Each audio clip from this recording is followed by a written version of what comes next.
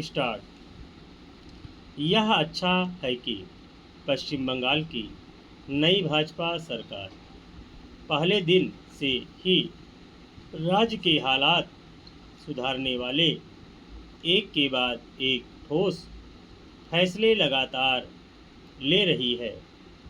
ऐसा समय की मांग भी है, क्योंकि ममता बनर्जी ने अपने 15 साल के शासन में कई मोर्चों पर राज्य को एक तरह से पटरी से उतारने का काम किया था।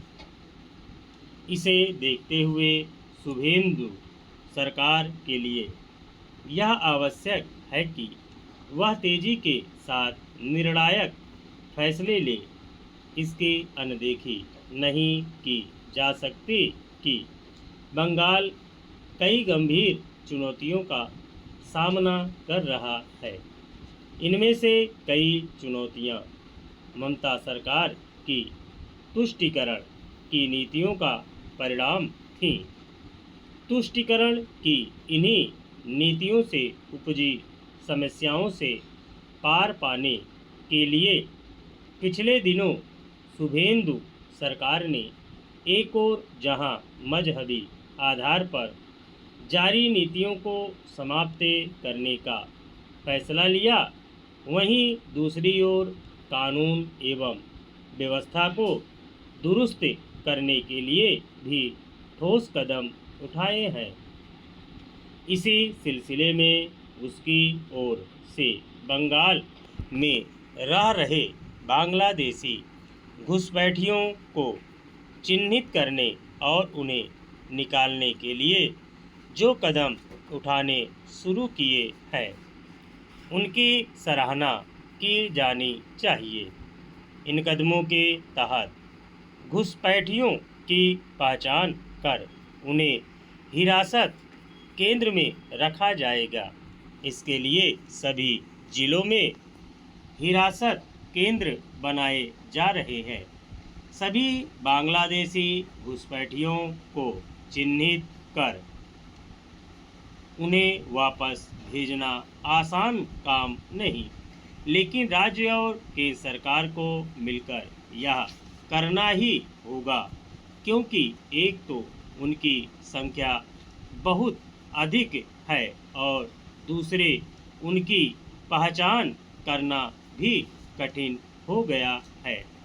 इसका कारण यह है कि तमाम घुसपैठिए फर्जी पहचान पत्र हासिल कर बंगाल के मतदाता बन चुके हैं।